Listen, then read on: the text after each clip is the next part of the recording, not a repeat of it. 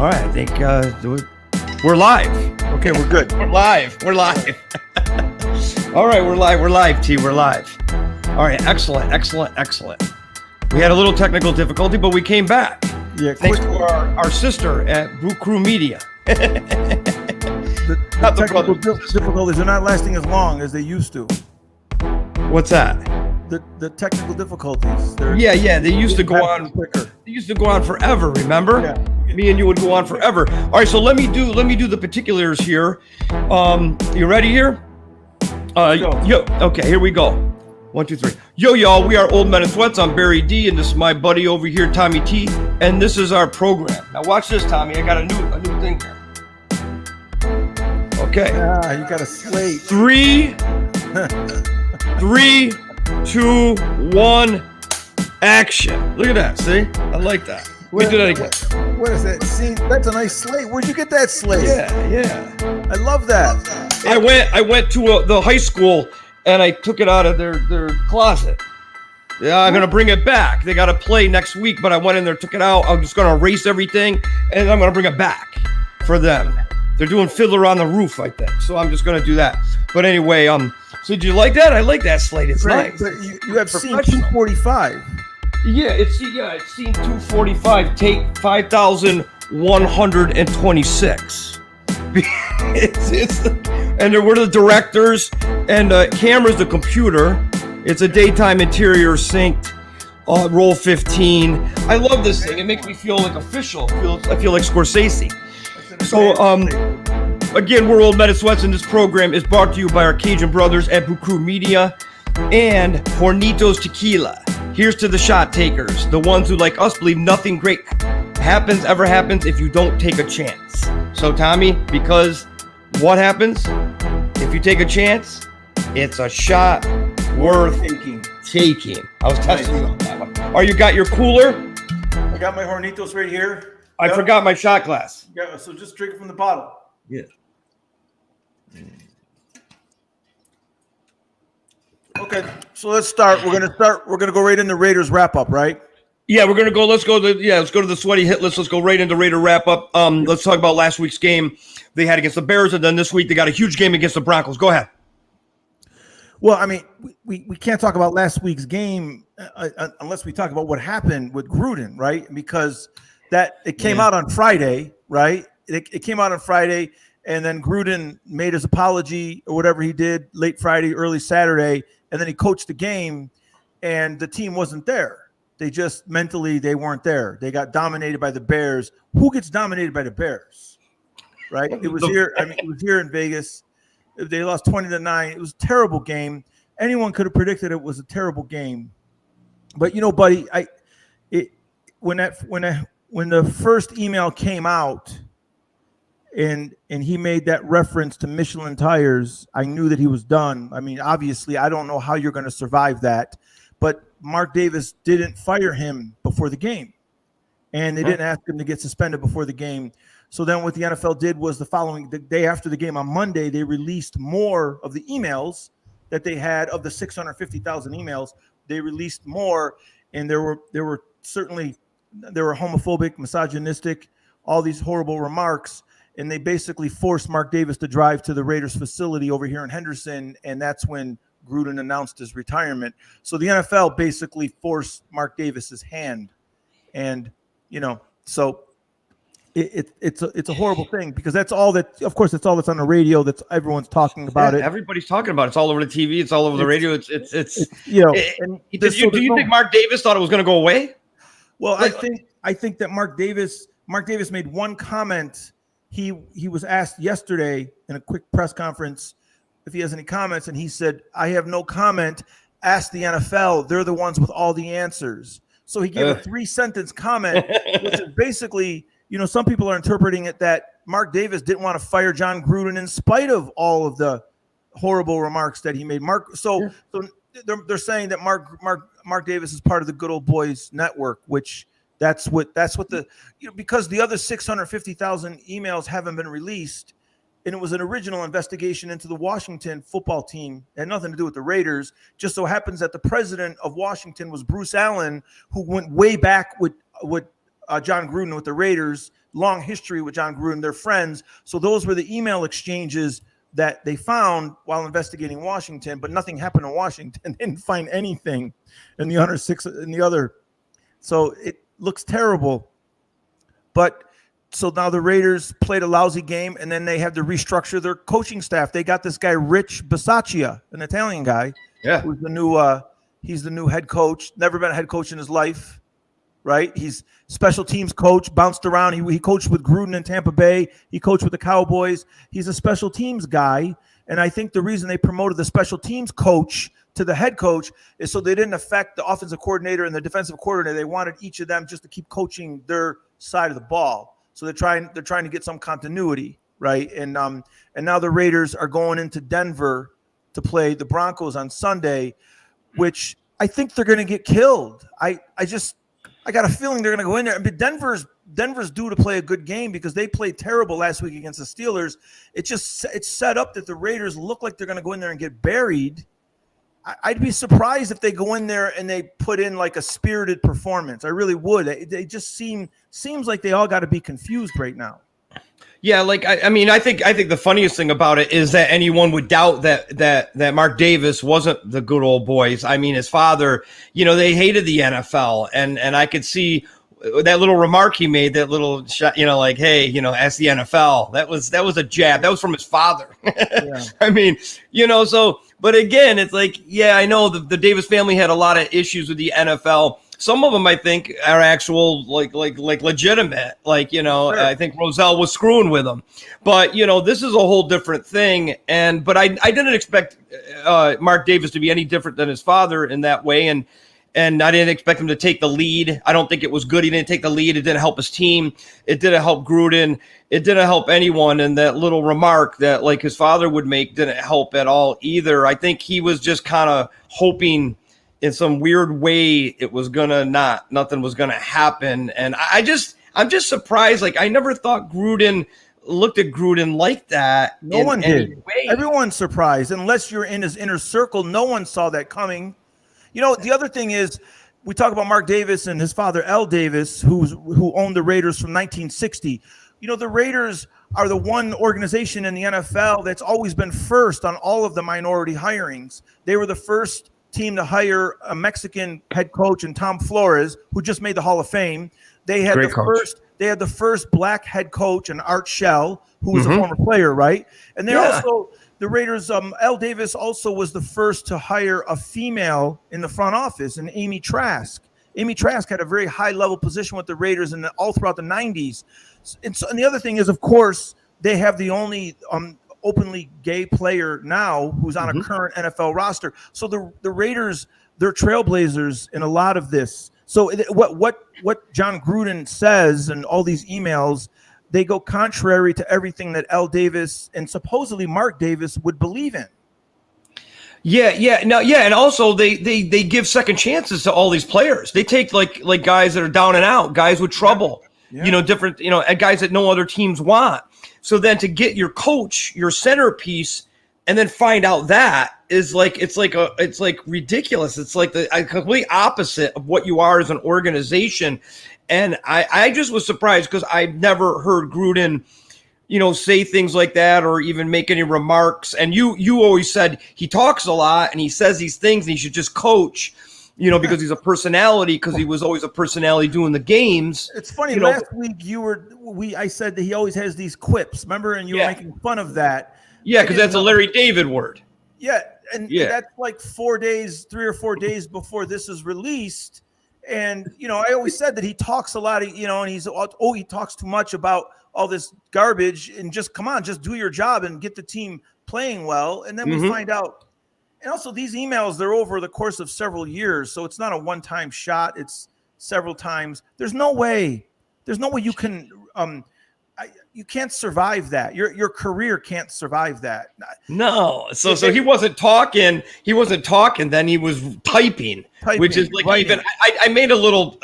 I wasn't trying to make light of this. I said we don't condone what he did. But I thought it was hilarious. Like now they got an Italian coach. I'll tell you one thing that Italian coach is going to do. If he's got to talk to anybody, he's going to do a walk and talk. Yeah. He's going to do a walk and talk. Yeah. He's not gonna be emailing people or texting people or calling on the phone. He might not even call from a payphone if he can find a payphone. He's gonna do the walk and talk. And I'm not trying to make funny. But I think what happens to these people, they think they're invincible.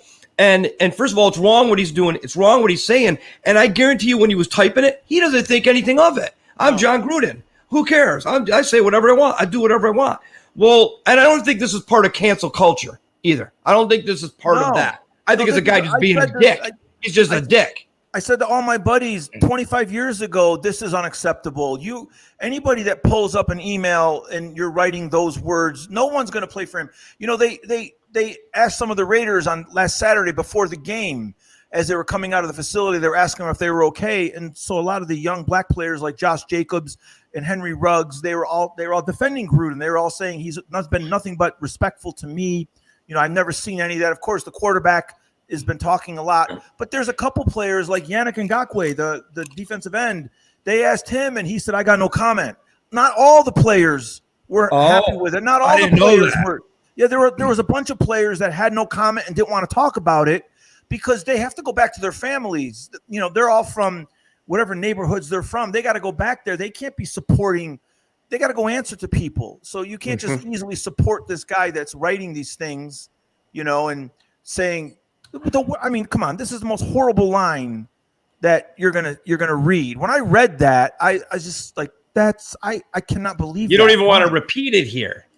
No, it's terrible. Because this is nonsense. It's terrible. And what do you think's going to happen to what's his name, the open gay player? How do you say his last name? Carl Nassib. Well, he took the day off yesterday. They introduced Rich Bisaccia in a press conference yesterday. They had Mike Mayer, who's the general manager, whose power now he goes to he rises to be the number one guy in power in the organization because apparently John Gruden, he had final say on all of the personnel. So now Mike Mayer is the number one guy in the organization. So they interviewed him. They interviewed Bisaccia. They talked to Gus Bradley, the defensive coordinator. You know, so this, you know, now they also asked a lot of the players yesterday where they're going, but they gave Carl Nassib the day off. He asked for a day off yesterday because I guess he didn't want to go. I wonder what he's thinking. He's back. I wonder what he's thinking. Like if, you know, Gruden's gone, but I wonder if he's lost faith and hope in the organization, and wondering if he maybe, you know, should take a long leave of absence. Gruden called Michael Sam, who was drafted years ago by the Rams, right in the 7th round. Used the Q word. It's just like, really? It's like, it's just so. Yeah, Carl Nassib's on the team now, and he's back at practice today. Oh wait, you came back. Okay. Yeah, he's playing. You know, he's back at practice. They're getting ready for the game. Today's Thursday, so you know they're going to Denver on Saturday. And listen, even if everything was perfect for the Raiders, even if this never came out and Gruden was the coach, they're still going to have a hard time playing in Denver. You know how hard it is to play in Denver? It's a division game. The Broncos are tough. Like it's set up so bad for them right now, and I feel bad. I don't know how they're going to respond. I'm not expecting them to go out there and dominate for the whole game. Well, you wonder, you know, like because the game last week, maybe we'll come back a little to Gruden and Tommy T take later in the show, but I'm wondering because it seems like those last 2 weeks they kind of you think something was going on, like there was rumors or there was whispers or there was dissension happening because they just played like crap, you know, like I'm wondering, you know, the story came out on Thursday. I know, but I'm wondering if you know what I'm saying, like was there trickles? Was there trickles before? I tell you, one guy who dodged a bullet, the one guy who dodged the biggest bullet this week was Urban Meyer. I mean, he was in the crosshairs. He was in trouble. He was in danger of losing his job for his ridiculous maneuver of not flying home with the team the previous Thursday. Yeah. They took him off the hook. I mean, what he did by not flying home with the team, and staying out at that nightclub and getting caught messing around with those women, right? With everyone's got the you know their phones, their phone cameras, videoing it. He's completely off the hook right now. No one's talking about him. I'll tell you right now, he's so happy that he heard the name John Gruden. He should get a tattoo like a tramp stamp thing that they get on the back near their butt. He should get one that says Gruden forever or just win Gruden or some kind of. He should do, because I swear he is so lucky that the timing of this happened that way. And I think he's out of the doghouse now. I think he's got some time. Yeah, everyone is. All the coaches are out of the doghouse right now. No one. He looks like a saint. He looks like a saint right now. Yeah. Urban Meyer looks like a saint after his urban cowboy fiasco at the bar, like with the girls and dancing. He looks like a saint here. But let's wrap this up. Like I think the Raiders, they had two really bad games. The Chargers, they didn't play even the first half. Then they still got beat. There was no way we could catch the Chargers. And then the Bears just dominated them, which is really crazy that they dominated them like that. And that's why I know this is all speculation, but when I look at it, it's like, they did nothing. Nobody did anything. Jacobs didn't do anything. No one did anything. Even, Waller didn't do anything. It's almost like I wonder if there was talk going on, dissension happening or weirdness that was distracting to the team. Sure, there had to be. Yeah. The offensive line played terribly. Like that's their Achilles heel right now offensively, is their line is a mess. We got a question here. Who is it? Michael. Evan. Yeah. He's got 3 names, this guy. I like that. He's like KCP. He's got actually we just call MEB. So MEB. You don't even know all of KCP's names. No, I don't. And I don't have to. I don't have to. Pope. I don't need to know it, though. That's why they abbreviate them. He says the Raiders have 2 stadiums. The Chargers get booed at home against the Raiders. Well, the Raiders don't really have 2 stadiums. The Chargers just don't have a home stadium, because the way the Chargers left San Diego a few years ago, they first played in that soccer stadium, the Home Depot Center, which only had like 18 or 20,000 people. 18,000 people. It was ridiculous. Yeah. And so now they're playing, they're basically playing in the Rams stadium, which was built by the Rams owner. So the Chargers don't have any fans. So of course, if the Raiders go to LA, they already have all their fans from the 80s. So yeah, the Chargers, they don't have a home stadium. And last week, the Chargers played the Cleveland Browns, and it was 50-50. 50% Browns fans, 50% Chargers fans. That's tough on the Chargers because they're very good. Yeah. Well, MEB doesn't know this, but really LA, it used to be a Ram town way back, like Roman Gabriel, Deacon Jones, and those guys. And then it just dissolved. And no one cared about him. Even when the Chargers, the Chargers went to San Diego, then the Raiders, they came down. It became the Raider town when the Raiders came down. And I told this story before, and MEB may like this story. I was at a preseason game in Anaheim Stadium when the Rams were now playing at Anaheim Stadium, and the Raiders came into town. And the Raiders fans just beat the crap out of the Ram fans for no reason, and it was like a preseason game. And I said to myself after that, the Rams aren't staying here. They're leaving. They moved to Anaheim. Yeah, and then they moved even farther away after that. I'm not surprised that they get booed. The Chargers get booed. I'm not surprised. The Rams will get booed anytime the Raiders play in LA. They dominate LA. And they always will. It's a really weird thing because they're an Oakland team.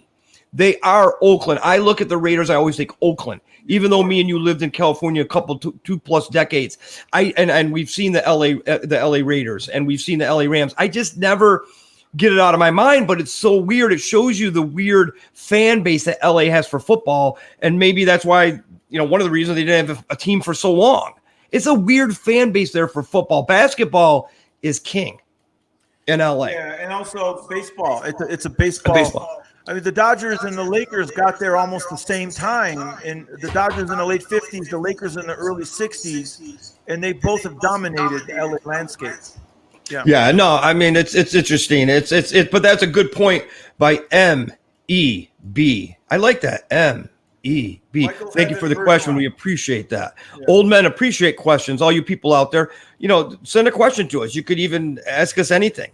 Our weight, our vertical jump, like our diet, whatever you want to ask. It doesn't have to be about sports. What's the next thing? Dodger dog. Oh, like, okay, so let's transition out of the Raider wrap. So me and you both are not confident with the Las Vegas Raiders against the Broncos. I'm not. I think their minds aren't going to be in the game. The Broncos are due for a game. It's been another.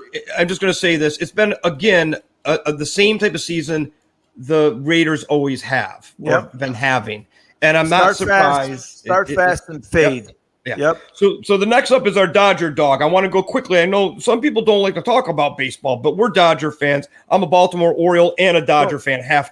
And we have to talk about tonight's game because it's a huge game against the San Francisco Giants, their arch rival. It's the first time the Dodgers and the Giants have ever met in the playoffs, right? A lot of people, the 1951, Bobby Thompson hit a home run at the Polo Grounds for the New York Giants against the Brooklyn Dodgers, and that was the shot heard around the world. So that everyone thought that was a playoff game, but that was a one-game extension on the regular season to see who went to the World Series.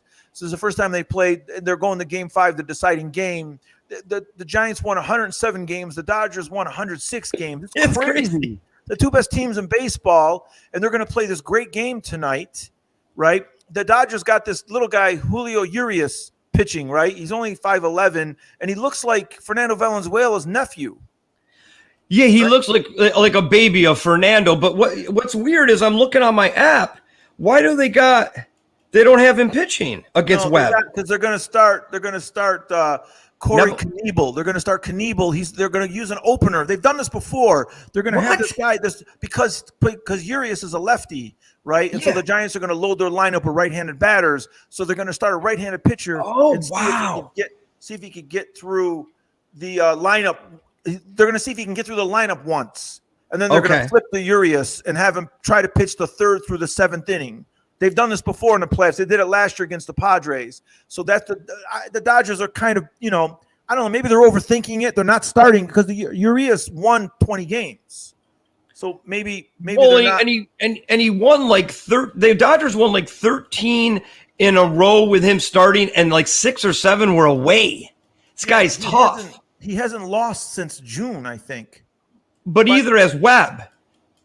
No, right? Webb killed the Dodgers in the first game. He shut him down. I think Webb's 4-0. I think you're right. And I think the Giants, the last 13 or 14 that he started, they won. So this is a tough matchup. I was reading all the blogs and going on the news and watching everything about this game because it's a gigantic game. And they were talking about the Dodger pitchers. They weren't talking about the guy that's starting, but they were talking about Fernando's little son, the son of Fernando. That's funny that you said that. He does look like a little Fernando Valenzuela. And he's a great hitter like Fernando. The other thing is Urias is a good hitter. He's hitting like 210 as a pitcher. In the first game, he pitched game 2 in San Francisco. He won game 2. He drove in the first run with a 2-out single. So he's a good hitter like Fernando was. But they say the problem is this, and I think they've got a point. I watched this Fox show today, and they had a girl. It was really interesting. I don't know who produces the show, but the girl was really knowledgeable. I can't remember her name. Pretty dark-haired girl. And this guy just let her talk. And she was showing stuff about the pitchers. But the weirdest thing is she had a bat in her hand. Oh, you know how they put props in their hand?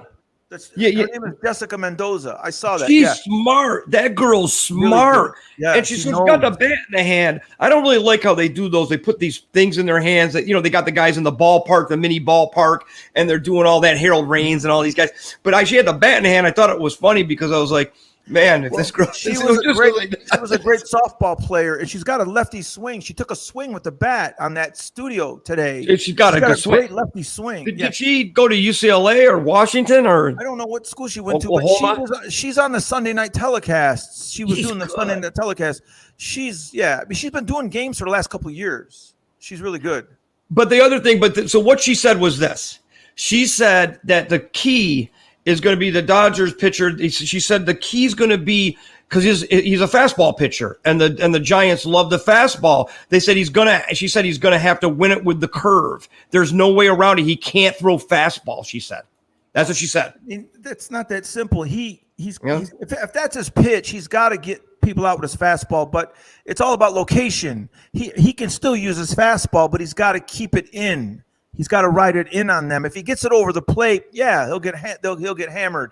But and he's got some good curveball slider, but he's going to have to use his fastball. That's what I didn't understand. Like she's really smart, but I didn't get what she was saying there. Like he's not going to throw every curve. Yeah. Like I didn't get that. There's one pitcher for the Houston Astros, Lance McCullers.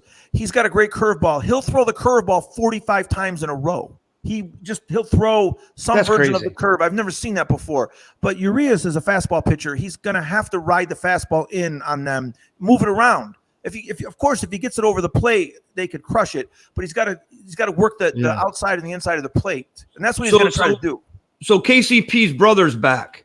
KCP's brother MEB is back. He says this is what the postseason MLB is all about. I think it's all about. There were 4 divisional round series, and none of them went 5 games except the Dodgers and Giants, and it's fitting because, like I said, they're the 2 best teams in baseball. They won the most games.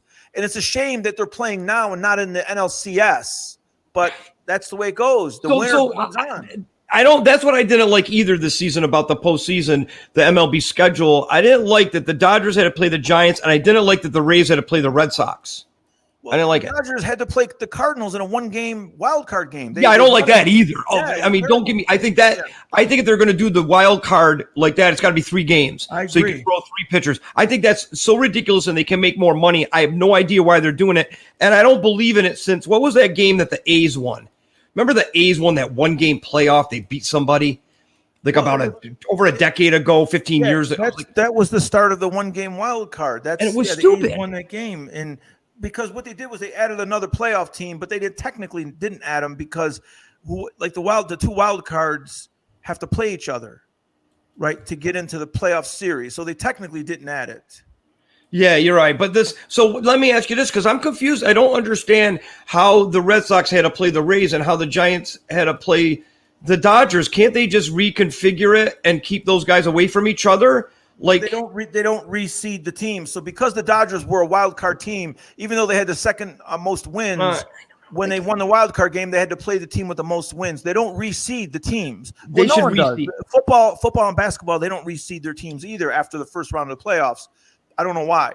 What do you think about that? Do you think it's a good idea, like especially in maybe basketball and baseball? Yeah, you have to start reseeding the teams. I would like to hear one of the commissioners elaborate on that area on why they don't do that, because I'm sure they have good reasons. There's probably something that we're not thinking about. But this way right here, if they reseeded the teams, the Giants would have played the Atlanta Braves and the Dodgers would have had to go play the Milwaukee Brewers.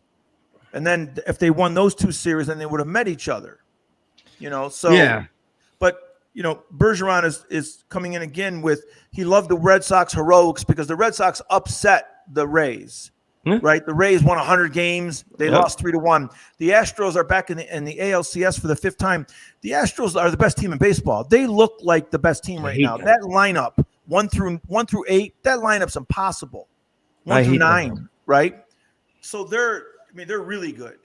I can't stand them, though. I can't stand them. I can't stand them either. So let me ask you this. So the Dodgers, I'm going to go for the Dodgers, obviously. This is going to be a tight game. Again, it's a chess match. It's going to be really close. Yeah. I don't think there's going to be a lot of runs, obviously, and I just think it's going to be whoever makes I hate to say this thing, but it's whoever makes the least mistakes on the base pass or it doesn't leave as many guys on base.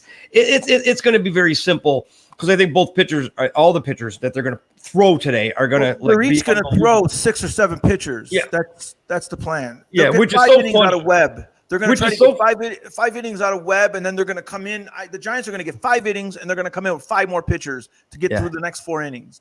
That's their game plan for sure. So let me ask you. So do you think whoever wins this wins against the Braves? Yeah. Really? I do. I mean, you can't discount the Braves. I mean, it's baseball, so they're all good teams right now at this level. But the Braves were up 3-1 on the Dodgers last year, and we won 3 in a row to beat them. But the Dodgers were healthier last year. The Braves don't have Acuna. They don't have Richard Acuna, who's their best player. So I don't know. I mean, whoever wins this game tonight is going to be favored over the Braves. They'll be favored for sure. Yeah. And the Astros are obviously favored. The Astros are a big favorite over the Red Sox. it's probably going to be the Astros again in the World Series again. So one of these three teams. Obviously, we want to see the Dodgers, Astros in a rematch of the World Series. Yeah. That the Astros, apparently cheated and stole all the signs. We want to see that again. That's what we all want. So that's what I'm calling for. Yeah, so that's a good game. What's that tonight? Like 9 something Eastern. Yeah, 6:07, 9:07. Yeah, 9:07 Eastern time, 6:07 Pacific time. Is that on Fox? It's on TBS. Oh, it's on TBS. Oh, because the game tonight at 8:20, the Tampa Bay Bucks will transition to Thursday Night Football right now. The Tampa Bay Bucks against the Eagles is NFL Network, and it's Fox. Yes, it's Fox. That's what it's. So let's Aikman and Joe Buck. Yeah. So let's spin around here into that game. Thursday Night Football, the Bucks, Tom Brady comes into town. The old man comes in and to play Philadelphia. And I mean, this is another one that, I think it's an easy game for the Bucks. I don't see them keeping up. The only thing is the Bucks are not healthy. Defensively, the Bucks are missing their whole defensive backfield. They're missing Levante David. Don't matter. Their great linebacker. It matters though. It don't matter because Philadelphia can have an explosive offense with that speed at receivers. So, but you're right though. Tom Brady is averaging 353 yards a game. No one's ever averaged over 350 yards a game after 5 games in a season. Guy's a freak. He's 44 years old. Someone was asking me yesterday, I don't know who it was. Someone was asking me why he's so great. And I said, the guy eats avocado ice cream. I think it was my daughter. I don't know who it was. Someone was asking me. I said, the guy eats avocado ice cream. What do you mean? Like, oh no, someone was suggesting that he's on something, that he's on some kind of a PED. And I said, what? Yeah, he's eating avocado ice cream. I got to try that. They have avocado ice cream? Yeah. I don't know where it is. I've never seen it. But yeah, they got avocado ice cream. I got to find that. That sounds unbelievable. So he probably eats the avocado in many different ways, though. He eats it whole. Yeah. He eats it as guacamole, and he now eats it as ice cream.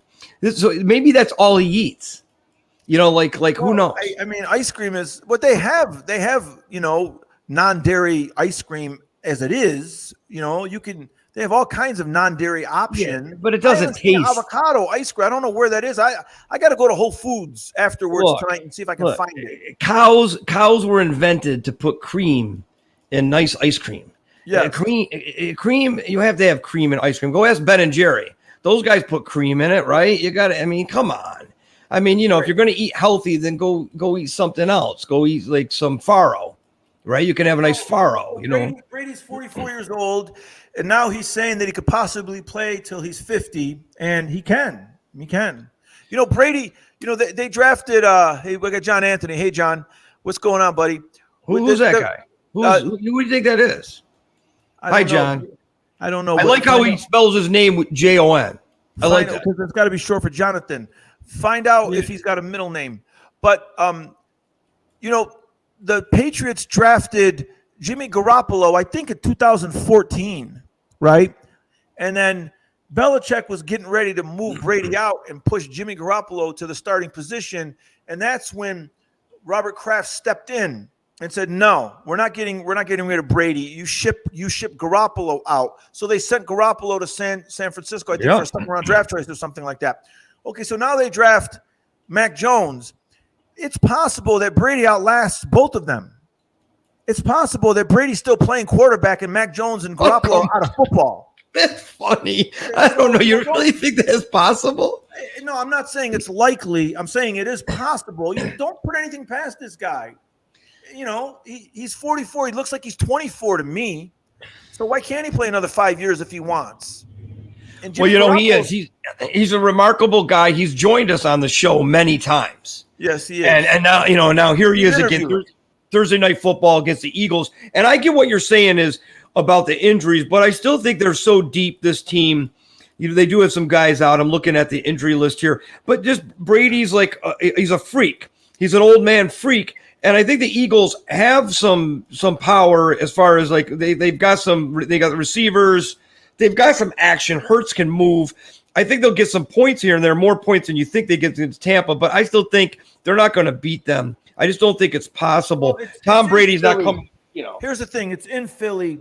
Yeah, come last on. week, Philadelphia played a great second half in Carolina last week, and they stole that game from the Panthers. Darius Slay, their Pro Bowl cornerback, had 2 interceptions of Sam Darnold last week, so he played great. So, if the Eagles are going to play another spirited defensive game and run around and give Brady some trouble, and then then Tampa Bay don't have their defensive backfield, so Brady should have a field day, right? There he is. Hey, Tom. Brady should have a field day. So you never know. It's in Philadelphia. Maybe Brady goes at it, and maybe this guy Hurts goes at it with him. You never know. Preach it, Tommy. Preach it. Hey, there he is. He likes you, Tommy. He likes you. It's TB12, Tommy. Hi again. Preach it, Tommy. Tell them about me. My name is Tom Avocado Brady. Okay, Tom Brady, can I ask you another question? I know I interviewed you a few weeks ago, but can I ask you an additional question? Of course, Tommy T. So, have you ever considered asking the NFL office if you could change your number to 199? Maybe I could do that now because you can have different numbers now in different positions. I would like to do that. I think I could do anything in the NFL. I think they would let me do anything. I'm TB12. Tell them why you would want to wear 199 more than even TB12. Tell them. Because everyone counted me out. No one thought I could be anything. They all looked at me at that NFL Combine after I came out of Michigan. I was a great quarterback at Michigan, and I came out and I had some belly fat. I had little boobs like a young 13-year-old boy, and they looked at me and I ran and they said, "This guy stinks." And everyone passed on me until that number came up. And my number that came up, and the Patriots were so smart to take me, was 199. And I really think I should use that now, Tommy T. I am actually going to call the commissioner tomorrow after I whip the Eagles tonight, and after I go home and kiss my beautiful wife, Giselle, the model. She's a supermodel. And then I will call the commissioner, and I will have 199 on my back soon. Thank you, Tommy T, for that question. You are a great broadcaster, Tommy T. You do not ask the usual BS questions that I get asked all the time. No. And listen, I want to commend you because after they drafted you 199 back in 2001, right, and you showed up for training camp and no one knew who you were, and you passed Robert Kraft in the hallway, and you introduced yourself. And you said, "Hi, I'm Tom Brady. I'm the quarterback you just drafted in the 6th round." And Robert Kraft said to you, "I know who you are. I know who you are." You said, "Hello, Tom. I'm Robert. Nice to meet you." And then you told Robert Kraft at that time, you told him you just made the greatest draft pick in the history of your franchise.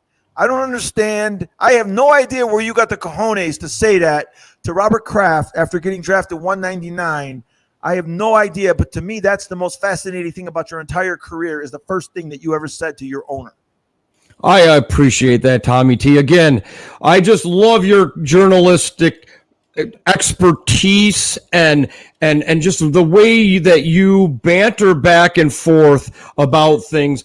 I love coming on your show. That Barry D, he's okay, but I really, really would like to just take you around on my private Gulfstream 5 and just have you come and just let you be my journalist. And then when someone says something stupid, you just come in and ask the proper question. And I was not intimidated by Robert Kraft. I knew that I had an uphill battle, but I was confident in myself. I've been confident ever since I was born. And I know who I am. And I am TB12. And I have to go now, Tommy, because I have to go kick some ass against the Eagles. Fly, Eagles, fly. Fly, Eagles, fly. Yeah, I'm going to take down the Eagles tonight. And then tomorrow, Tommy, after I have my avocado out of the shell of the avocado and throw away the little pit. Sometimes I suck on that a little bit, because you can still get some avocado flavor from it. And then I'm going to have some guacamole. And then I'm going to have avocado ice cream. And then I'm calling the commissioner. And I will report back to you next week on if I will be able to say and actually have them print up Tom Brady 199 jerseys, which again, Tommy, as you know, will make more money for me. You need more of that. You certainly need more of that. I always need cash. More money, more problems. Listen to this. You're the only franchise quarterback in the entire NFL history whose wife makes more than you. So, no, there's no other franchise quarterback whose wife makes more than him. Only you. So again, you know what? I love it. I love it. I'm confident in myself, but I'm confident in her. And you know what? She can keep making the cash. Because when I retire in the year 2050, I'll just be laying on a boat and just collecting her cash, eating avocados. But Tommy, I gotta go. I gotta go stretch out. I gotta go stretch. We'll have a good game, TB12. I really appreciate that, Tommy. Cheer me on, and then we'll talk next week. Thank you for your time. Absolutely. Thank you for coming on the show again. He loves you. He hates me. He doesn't like me. He really likes you. He really. Buddy, we're a team. You can't like one of us and not the other. No, but you know why he likes you? We always say this. Your knowledge and then the questions you ask and how you ask them, it engages him. Like he's never engaged. Like the people ask him the same thing all the time, and you give him ideas. You give him ideas about the jersey. It's a great idea. You know, you just inspire him, and you don't make fun of him with his diet. You know, you're like, hey, whatever he wants to do. I mean, the guy is an alien. Credit where credit's due, man. You know, I told you how it is. The media, they build up a guy into being a superstar, and then they immediately try to tear him down. I never understood that, but that's just the way the media works. When Tom Brady first hit the national scene and was winning Super Bowls in the early 2000s, everybody loved him and said he was a great story. And then it didn't take long for it to turn. And then they started talking about whatever, that he was on a cheating team. And then he said he deflated the footballs. And I told you, unless you got video of him with a football between his knees and a pressure gauge taking the air out, I don't buy it. They said, he destroyed his he destroyed his cell phone. Get out of here. You think this guy's got to deflate balls? No. You think he's got to cheat? This guy doesn't have to cheat. He works harder than anyone else. He out-practices everybody. He outworks everybody. There's a story. There's a funny story, and it's so obscure. But you remember the catch in San Francisco when Joe Montana threw that touchdown pass to Dwight Clark in 1980 or whatever it was, 1981, when the 49ers beat the Cowboys to go to their first Super Bowl. And Dwight Clark made that ridiculous catch in the back of the end zone, right?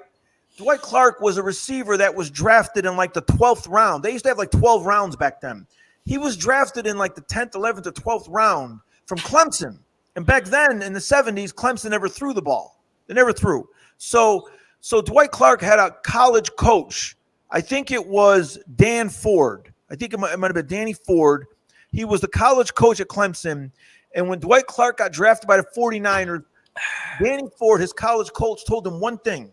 He said, Dwight, when you go to camp, make sure that you're in the best shape of your life. That's all he told him. Make sure you're in the best shape of your life. So he had 5-6 months to train before he got into his NFL training camp, and he wasn't supposed to make the team.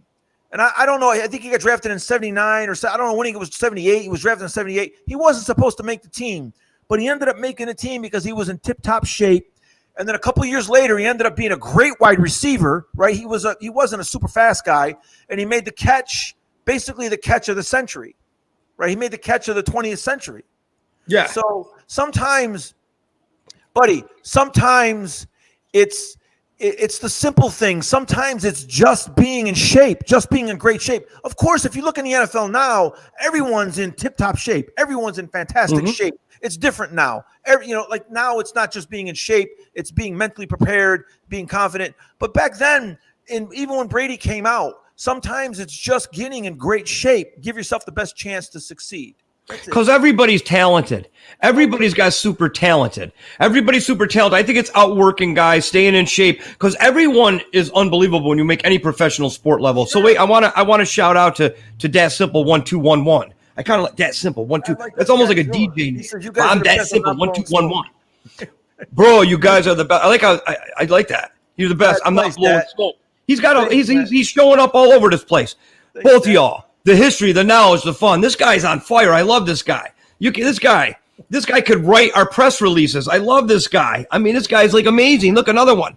Well, this one's not blowing smoke, but it's still, I like this guy. I want to hire this guy. Email us at ometswhat's@gmail. We would like to hire you to write our press releases. I love this guy. He's like full of energy. The Patriots ran over 200 yards with deflated balls in that game. It didn't matter. It would be easy to run the football, though. He's right. If the ball's deflated, there's no way they're going to knock it out of there. You can hold that thing. It's like holding a Nerf ball. I like that, though. He's right on with that. But you know what?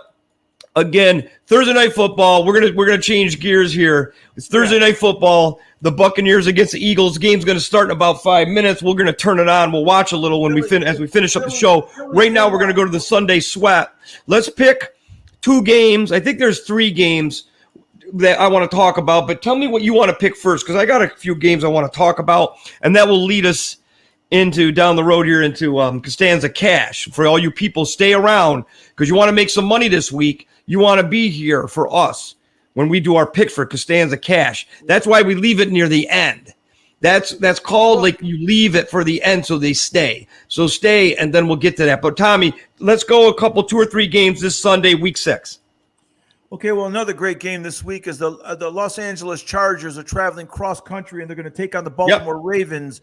After what the Ravens did to Indianapolis on Monday night, Lamar Jackson, I mean, this guy, we love this guy. This guy's fantastic. I mean, buddy, this guy's just fantastic.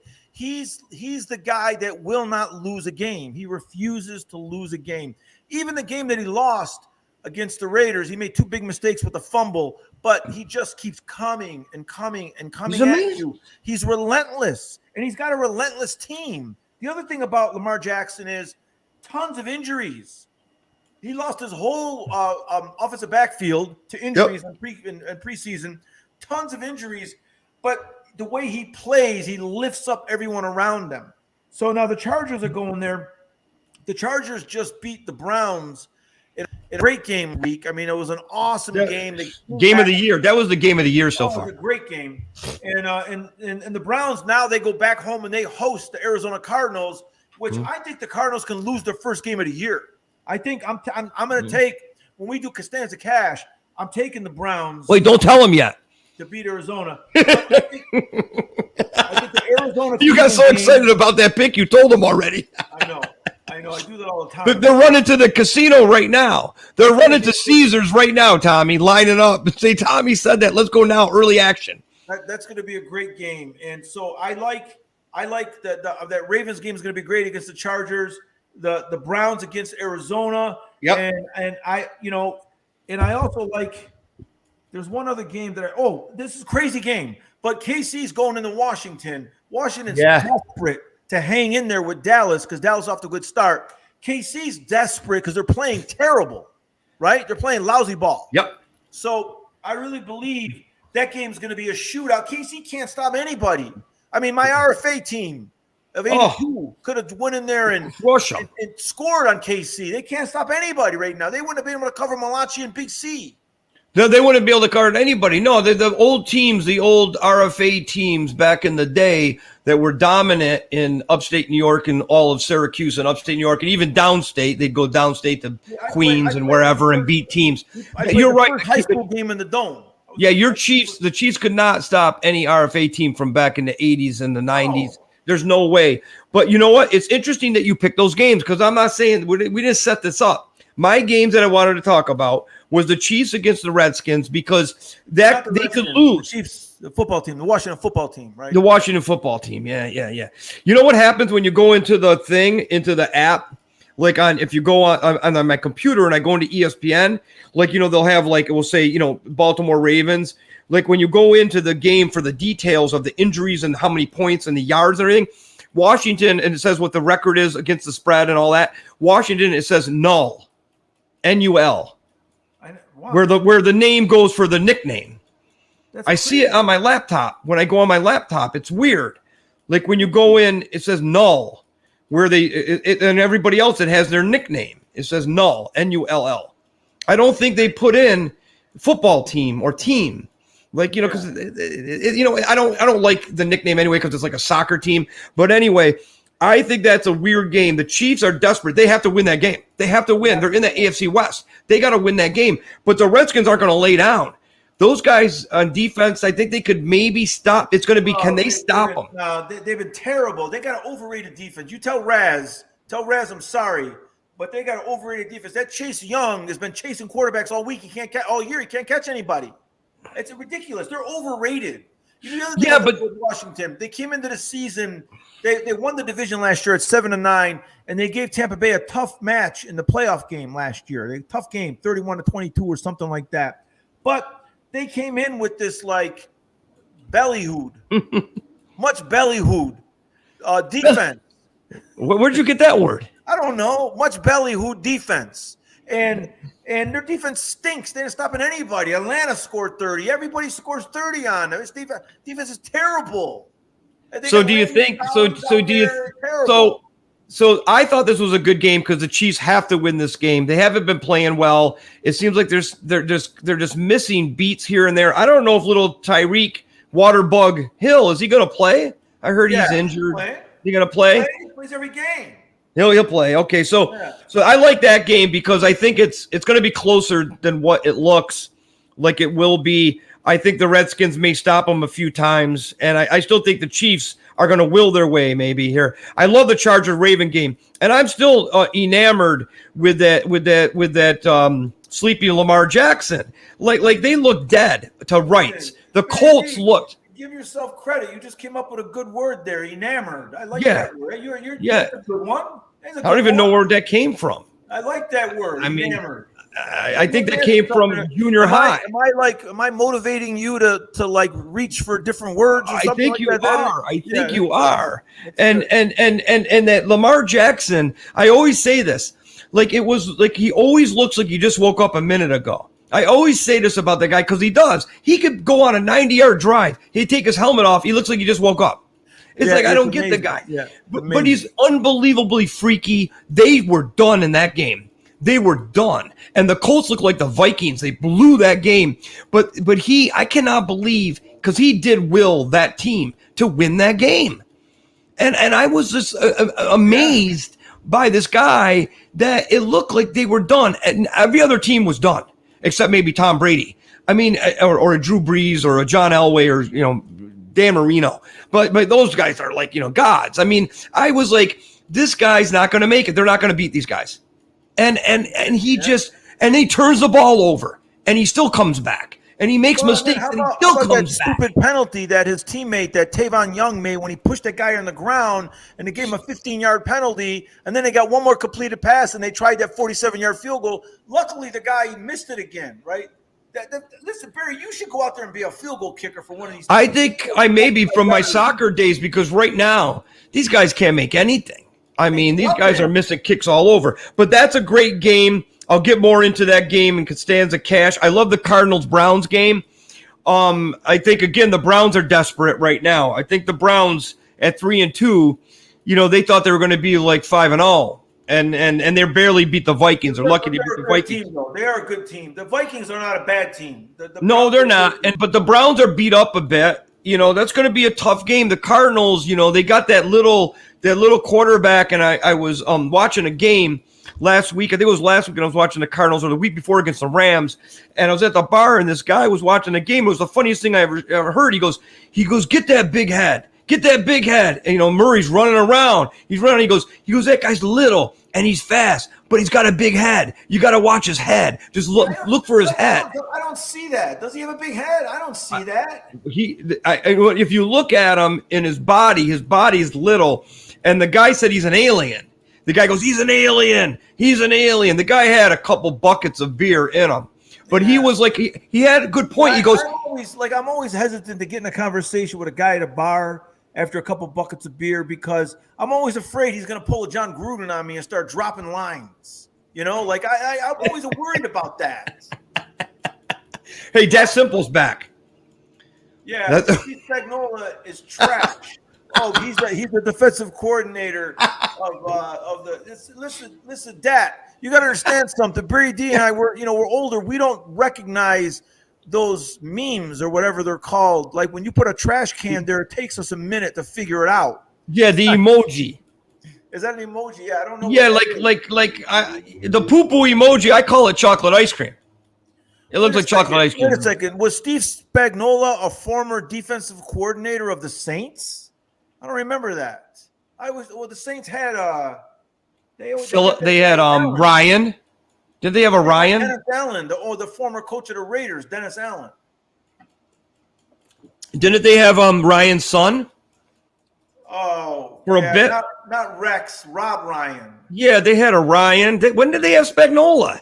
I don't remember them having Spagnuolo. Maybe it was during Bounty, that Bounty Gate game against the Vikings. That was Greg Williams. Yeah, see that guy. Greg Williams. He got suspended for a year. Yeah. One of the best Saints that simple 1211 would remember from our neck of the woods. Rest in peace, Will Smith. Oh, Will Smith was a wrecking machine. We played against Proctor High. Will Smith went to Proctor High, then went to Ohio State. Yeah. Well, of course, that simple probably knows him. Will Smith was a great player. That was tragic, man. That was terrible. Yeah, that guy played. I think he played running back and defensive end in high school. The guy was a maniac. Yeah. It was incredible. Let's move on to the. Wait a minute. What's this now? John Anthony, who hasn't told us his middle name. He won't tell us his middle name. Is saying he likes that simple 1211. He gives him the thumb up. I guess that means good. Yep. That emoji, right? I mean, I guess we know that one. We know the thumb up. Okay, so John Anthony, we still would like to know your middle name, please. So we're gonna move on. So we like those three games. I like the Chiefs Redskin game, and I like the Browns Arizona game. And I like the Chargers, Ravens, and then I'm going to love to see Monday night the Bills kill the Titans. I can't wait. Yeah. The other day, though, I want to tell you a funny story about Josh Allen. I was watching that Sports Grid show, Sports Grid Live, right? These guys are on there, and it's all about the live betting and all this, and they got the live bets. And they had Josh Allen, and they had MVP, and they had the MVP Murray and the odds, right? And they had Josh Allen. Guess what logo they had next to him? I almost died. I'm so sick of this. I don't know who's doing these things or what kind of how come they don't double check things. They had the Jaguars logo next to Josh Allen. Like, what are you? Yeah, you don't like those kind of mistakes. I can't stand those mistakes. It doesn't make any sense. It's like you really how crazy you gotta be. Just look at it. There's no way you're picking the Jags logo, the Bills. I don't even get it. I don't even understand where he was going with that. I was very upset about that. I watch that show. I like it because I like the guys on that show on Sports Grid. Most of them are like old school guys like us from New York. They're hilarious. And they're like, I'll break his legs. And then Pharrell's on there. Remember Pharrell? Oh, my God. That guy's still the gravelly voice. He looks good, though, Tommy. You got to watch him on the Sports Grid. He looks young. He's doing something. Maybe he's on the TB12 diet. Anyway, okay, let's go in to Doogie Howser, MD. Now, I don't know if you've gone to the heart doctor again to check your heart. I'm good. You're all good? Yeah, the only thing I got to do is I got to go to the pharmacy after we're done with this, and I got to refill my high blood pressure medicine. So you got to do that. So you got to take the high blood pressure medicine, but overall that system, that little thing that you had to carry around with you to give the doctor all the information. He says you're okay, but they're going to. I had to wear that heart monitor for 7 days straight. The heart monitor, yeah. So me, I'm okay. You know, I got over my time a couple weeks ago that everything came out of me. I've been eating more fiber. And I'm doing better there, but I would like, I remember one time. Do you get avocados there? I mean, are you getting good? Oh yeah, I eat avocados all the time. I love avocados.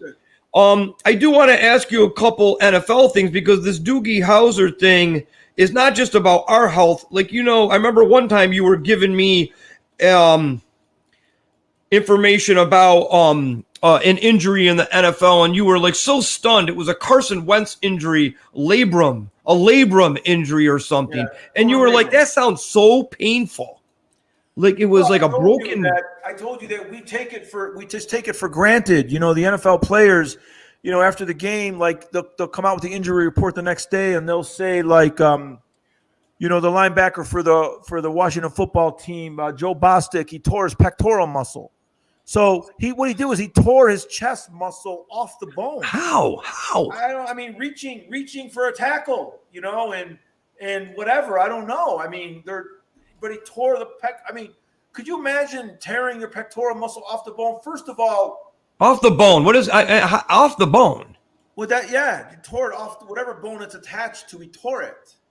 So incredible. So most people don't even have a pec. Most people don't even have a defined pec to tear. No. And then years ago I interviewed Junior Seau, who was a great player and tragic end to his life. And Junior Seau tore his bicep, right? And he played the whole year with the torn bicep because he didn't want to have the surgery. So they made it to the Super Bowl in 1994. He played the whole year with a torn bicep. He told me, like your Achilles tendon, he told me it rolled up his arm like a lamp, like a window shade. Right? No. It rolled up his arm. And so when I was interviewing him, he showed me. They pulled it down, but he had this big lump in the bottom of his bicep. He was huge, by the way, but he had this big lump down here. And because it was all the scar tissue, because they had to reattach it. Like these guys, they tear. And well, you saw what happened to Saquon Barkley's ankle in that game against the Cowboys last week. Oh, forget it. That poor guy. He rolled it. It actually rolled 180 degrees. It rolled all the way up. And so then they took his shoe off, and Barry, that thing it looked like the football got shoved in his leg. It was like this big. Poor guy. But you know what? The pectoral thing is weird because when you're a kid, you would work out. We used to work out with weights, and we would work out at high school or the YMCA, but also in the garage. And the whole thing was to get your pecs and your arms. The curls for the girls, and you do the pecs. Like getting pecs was like a thing, and you wanted to do that. I can't even imagine like this guy. Like we're already overtime. Look, my thing. Yeah. I can't believe that this guy, the guy who tore the pec off the bone, he must have been so bummed out because all his life he was working on his pecs, and they tears it off the bone. So I'm happy that you're doing better. If you got to take a pill, no big deal. Everything else is fine. I'm eating more fiber now. I'm eating a lot of oatmeal. I'm eating avocados, eating a lot of stuff. I go through these spells of eating good and not eating good, but I gotta start eating a little better. But I wanted to just say I'm glad you shared those stories about those players and the ones you interviewed and the injuries.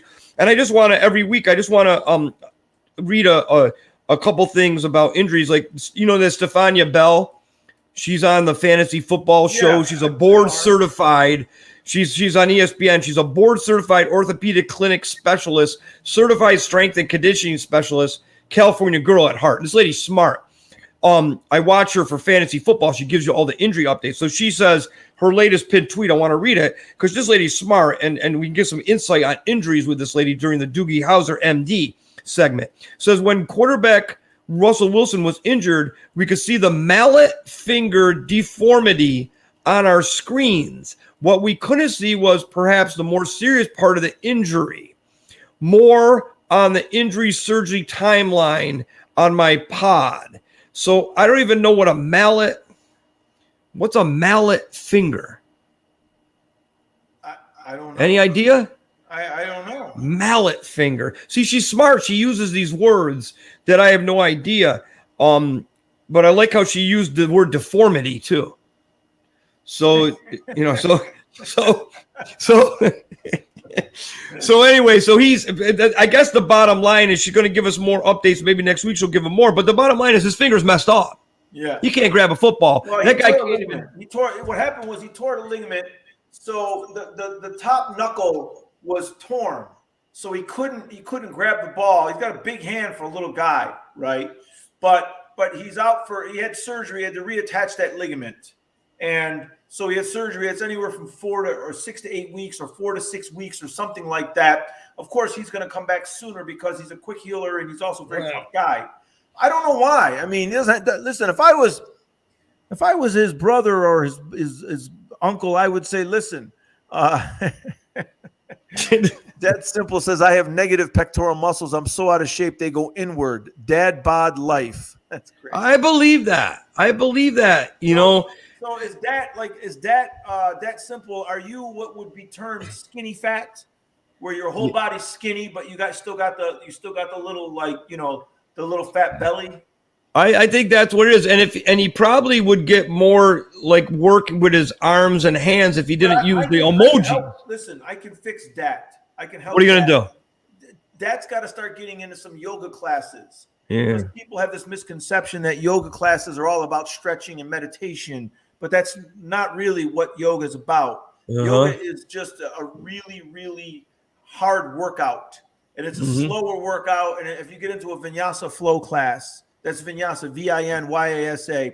If you get into a vinyasa, what does that mean? What does that mean? Vinyasa. It's a vinyasa is a style of yoga where a vinyasa is a sun salutation, where you like face the sun and you raise your arms up, and then you fold down and you touch the ground, and then you raise your chest up, your back, so you're like an upside down L, and then from there you go into a chaturanga.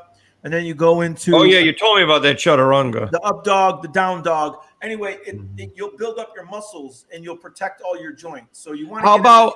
How about if they just do this? He's a dad, so he gets his wife on a bicycle, and she wraps a rope around him like Rocky, and he basically runs, and the wife's in the back. No, listen, all you got to do is the kid, and he moves the kid and the wife and gets a workout like Rocky used to do. He's not going to get. He's going to get hurt. Going to get hurt. Don't do that. He'll get hurt that way. Well, Rocky did good with that. I know it's a movie, but it's based on a true story. The Philadelphia sports town is so bad that they have a statue of Rocky, like the Lakers do of Kobe and Magic and Kareem. The Philadelphia has a statue of Rocky, like not even a real person. Well, he's based on Chuck Wepner, right? Yeah, I know, but he wrote Chuck Wepner. Yeah, he wrote the movie based on the Bayonne Bleeder. He went to watch him fight Muhammad Ali, right? The Bayonne. It's the same thing. The Bayonne Bleeder, yeah. No, but some people in Jersey call it Bayonne. Well, Chuck Wepner sued Rocky for... Yeah, I know. He should have. And he should have. So I don't know. Where's Dad? Dad's got a lot of... You know what? I think Dad's exercise of choice is typing in questions. Yeah, he's good. I think he can get a lot of work. I think I love it. And I appreciate it, Dad. He's got... What does he say? Will Smith and Tommy Lee Jones coffee. I don't know what that is. I don't know. I'm trying to figure that out. Tommy Lee Jones and Will Smith. I don't know. I'm confused on that one. Yeah, we're gonna have to come back to that, Dad. I'm intrigued by that, Tommy. I would really want to know about that. So, and then we got to wait. You got to show him. He's got another one. This guy's on fire. Dad Simple 1211. It should be Dad Simple on fire. Great. I like this. He said, Tom, you're enlightening me. I will try yoga and check back with y'all next time with an update. Listen, Dad, I'm telling you, it'll be great for you. There's a website. You go to this one website called doyogawithme.com. You can find lots of different yoga classes. There's some you got to pay for. There's some that are free. There's another website called Fitness Blender, which doesn't have just has yoga classes, but it has all kinds of boot camps and all kinds of fitness classes. Go to one of those two websites or both of those sites. You'll find a class that works for you. 30 minutes, 45 minutes, 60 minutes. You'll find a class, if you got those kids, you could give them a nap and then whip out a quick 45-minute yoga class. You'll feel fantastic. That was like a public address spot. That was good. Hey, listen, that was good. Try to stay fit. That was really, really good. So what do you tell me? What's he got me dying laughing sexually too very such. He's going to challenge Tyson Fury. That's not a good idea. That's not a good idea. No, that's not a good idea. That's not a good idea. The Gypsy King. Oh, he would just lean on Dad Simple, and Dad Simple would go down and be a TKO. Just lean on him. That guy is so in shape that what's his name? Deontay Wilder is in such great shape. Yeah. He's got no legs. He's got no legs. He's got no calves. These guys got no calves. They got no quads. They got no leg, Brock. Yeah.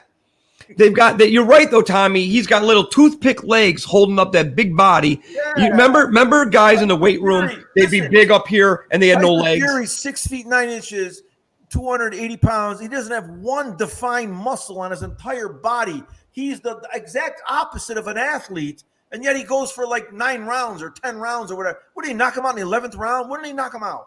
Yeah, well, they knocked down each other a lot in that last fight. But yeah, but I just think remember we would go to the YMCA, and Monday, Wednesday, Friday was upper body, and Tuesday, Thursday was legs, and the weight room would be packed. On Monday, Wednesday, Friday, you couldn't get any machine, any dumbbell, any bar, any nothing. But on Tuesday, Thursday, guess what?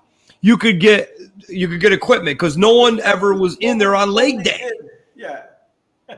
And Wilder's the same. He's never there on leg day, so he goes up against. I tell you, Fury's a smart fighter. He's a smart fighter. His whole plan, everything he did, leaning on him with that big gypsy body, and that simple 1-2-1-1.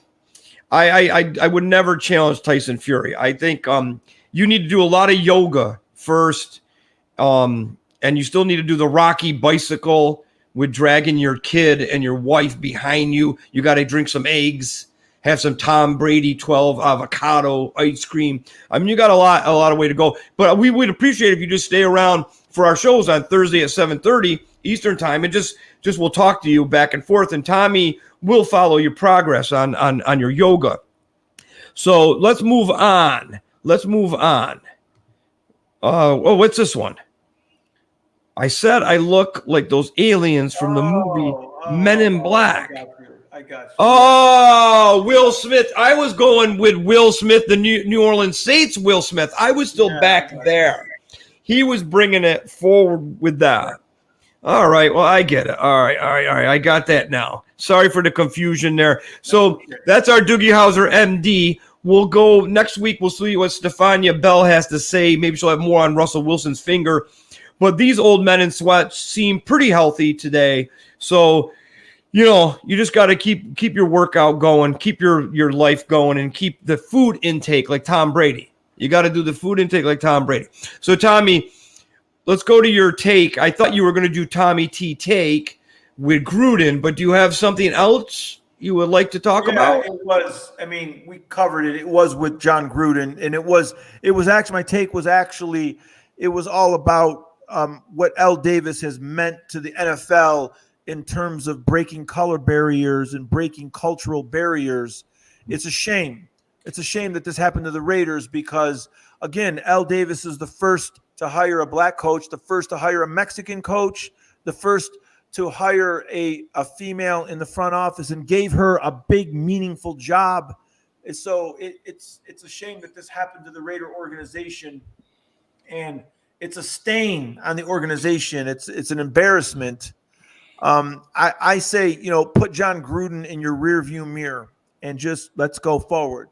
And Gruden is in the past. And we're never going to see Gruden coaching an NFL team again. He's never going to be coaching a major college team again. And the next time you see Gruden, he's going to be doing a podcast like us. He's going to be doing a podcast. That's all Gruden. Wait! I got a good one. He's going to be doing a podcast with a delay. Yeah, with a 10-second delay. No, a 7-year delay. It's like. But you know what the funny thing is? Like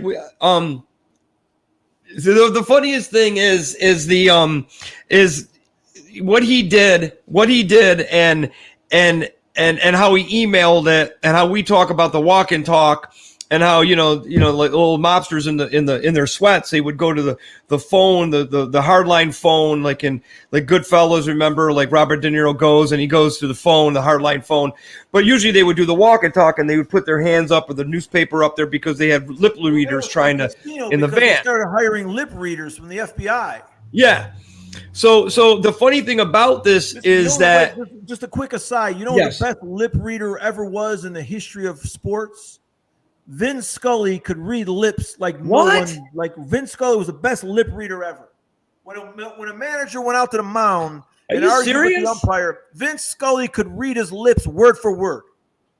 So that's interesting. I didn't know that. Go I didn't know that, but I think the Gruden thing, the funniest thing about it was that, like you and I, we worked for a lot of celebrities back in the day in California, and they would always insulate themselves, and we would be used as the person that would insulate them. So they would never pay with their credit card. They would never pay with cash. They never would do anything because they never wanted to get any flack from anybody. We would be the ones picking things up, delivering things, everything. They would be outside of it. Yeah.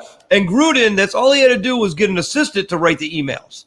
Yeah. If he had an assistant write the emails, even if the assistant said some bad things, he would never got in trouble. It came from John Gruden, datsimple1211 at Gmail. I mean, he's crazy.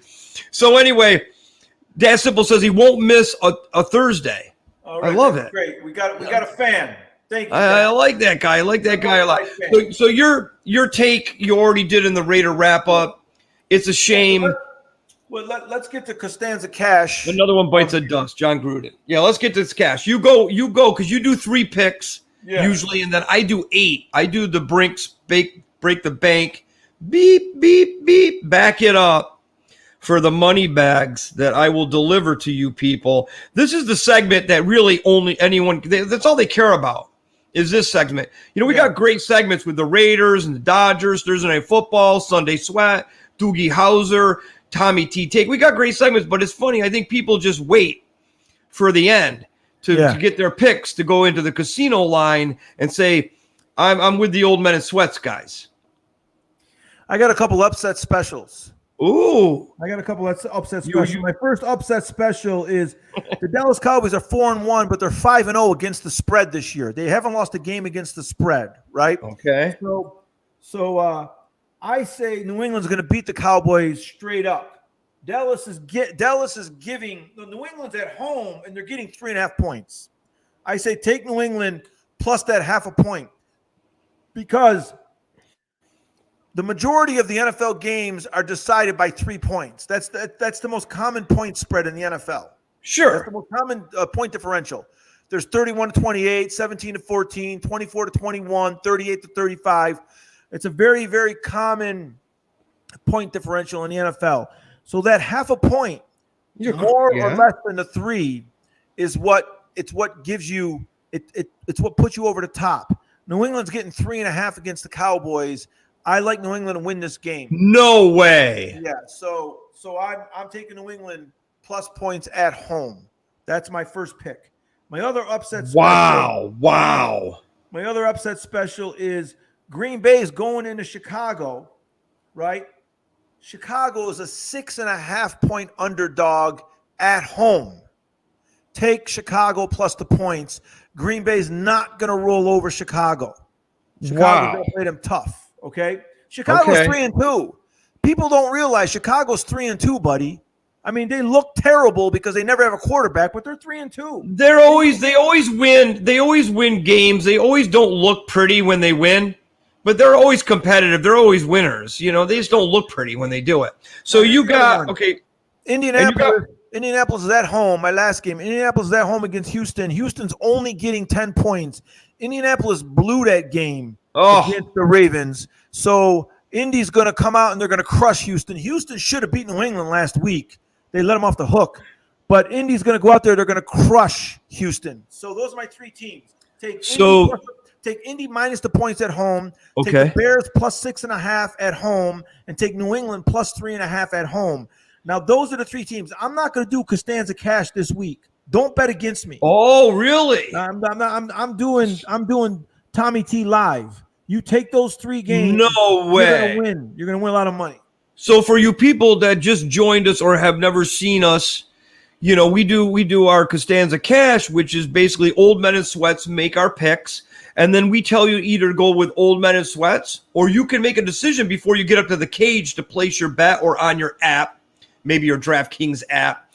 You can either go with old men in sweats, or you can do George Costanza Cash, and go opposite of us, completely opposite the just George Costanza world. Sometimes this year. And that's our verbal disclaimer. We always we pick games every week, and we know what we're doing. We know what we're talking about. Like, clearly we know the teams up and down and all around and from every angle. But we understand it's betting on football games. It's ridiculous. So we always let you know, if you want to win money, pick against us. You probably win some money, right? Yeah, it's weird. Like our disclaimer is a fictitious TV character. Yeah. That's our disclaimer. It's a fictitious TV character that we use that, and we love George Costanza. I mean, it was a great character. We love the show Seinfeld, so we use that. Like sometimes this week, with 5 weeks now, I think more than not is Old Men in Sweats have done well. I think George Costanza only came in a couple times. So this week, Tommy T is saying, do not take his picks and do George Costanza. Yep. He's saying you go Indy minus the points, and you go the Bears plus the points, and you go the Patriots plus the points. Yep. Now, here comes Barry D. Now, I come at you full force with 8 teams. You can go flat bets, 14 parlay, 18 parlay, break the bank, Brinks truck back up, beep, beep, beep. Here we go. Do whatever you want to do with these, any combination you want. I'm going with the Chiefs -6. They're 6.5. I'm going to buy a half a point, go -6. Okay. I'm going to take the Chiefs over. I'm taking the Chargers. The Chargers are +2.5. I'm going to buy a half a point to push it to 3. Because as Tommy, what did you say, Tommy, about the number? What's the number? The most common point differential in the NFL. There you go. I'm going to pop that up to 3. You got to lay a little extra. If you can get on the right side of 3, it's going to make all the difference. You think it's only half a point. It makes all the difference in the world. Yeah, because if you push, right? I mean, so you have to lay a little extra money sometimes with my picks, but I think it makes sense. You know, like you shouldn't be betting if you can't lay a little extra juice to get a half a point here or there. So then I'm taking the Chargers +3. I'm taking the Chargers over. I'm taking the Cardinals. It says Cleveland's -3.5. I'll just take +3.5. I'm going to take +3.5 on the Cardinals. I'm going with a lot of dogs like you this week. I'm like, I think there's some great dog games. I took the 3. I took the 2 home dogs. Yeah. Right. And then I got the one home favorite. Coming back from a terrible debacle. Yeah, that I think you're right. I think you're right about that. So I'm going to take the Cardinals plus the 3.5 and the over. And then my fourth game, thank God I didn't bet on TB12. It's 7-7, 40 seconds left. I mean, TB's driving, but I was going to take TB minus Antonio Brown touchdown. So I was going to take TB minus the 7 and the do play-by-play, Barry. Remember, we're not supposed to do play-by-play. You're supposed to do a delay. Can I say it now? Yes. I retract what I said earlier, and I will say now, Tom Brady threw a touchdown pass to Antonio Brown, 13-7 with the point coming, the Bucks. I was going to take the Bucks in the over, but I didn't. So my fourth game, so much time in there. He's got time to actually peel an avocado back there. Isn't it unbelievable? Like he just sits back there. It's like he's in a lazy boy chair, and he just sits there and he goes, "Okay, I'm going to do it now." My fourth selection, which will be my 7th and 8th picks, are the Bills, the Buffalo Bills, the Bills Mafia, Western New York at its finest, chicken wing heaven, the inventors of the chicken wing. Bills minus 5.5. They're 5.5, so it's probably going to land 6 or more, and I'll take the over there. So recap for Barry D is Chiefs minus the 6.5. But I'm gonna buy the half and have it 6 over. Chargers plus 3. I'm going to add an extra half a point and the over. The Cardinals plus the 3.5, which it is right now, in the over. And the Bills, I'm going to take minus 5.5 and the over. That's my 8-teamer. Do as you wish with it. I am not going to say don't do George Costanza with me this week. I don't have as much confidence as my partner here, Tommy T, but he feels very, very confident. So maybe you go Tommy T straight, Old Men in Sweat Tommy T, the 3 games he gave you. And then with me, you go George Costanza and you can hedge this scenario here. So we hope you all win, either if you use your app, your DraftKings app, or you go to your favorite casino, be it, in New York, New Jersey, California. But of course, in Las Vegas, Nevada, which is the king of all casinos, is Las Vegas, Nevada. So get out there and go out early. And go early. Go early and get the good lines. Like don't be the guy at the gate up at the window and it's 12:55 Eastern time, and you're there trying to put in 10 picks, and the line's deep. And you don't know what you're doing or whatever. Go to the machine and use the machine, or get there. Go on Saturday, like while people are watching the college games, and get your picks in, okay? And your tellers will appreciate that too. Don't you think so, Tommy? Absolutely. I think they would. Okay, so yeah, exactly. Yeah. So let's end this, because right now. Final thoughts. I got a good final thought. Well, what's your final thought today, buddy?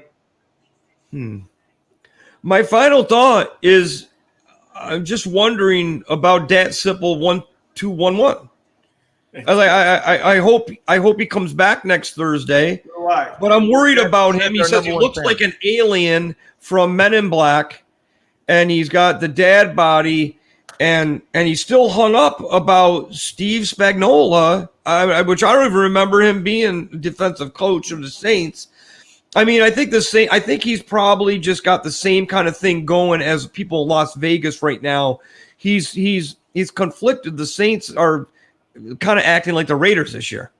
So I wish him all the best, and I want to see him back.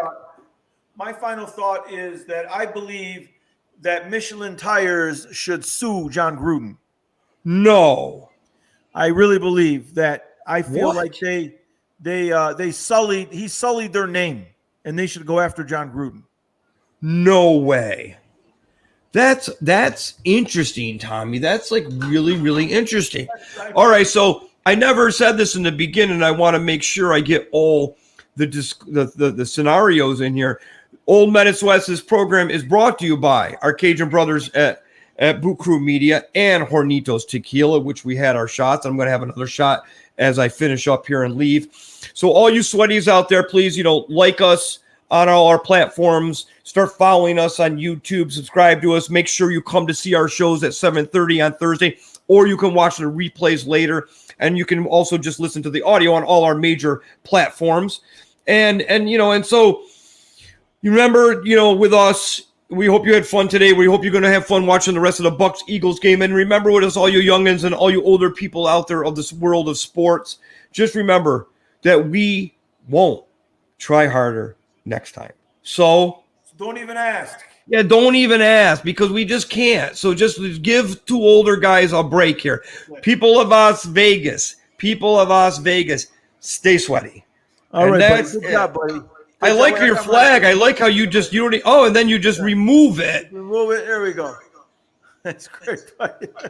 All right, everybody. We got our own flags. Stay sweaty. Thank you very much, Tommy T. We'll see you later.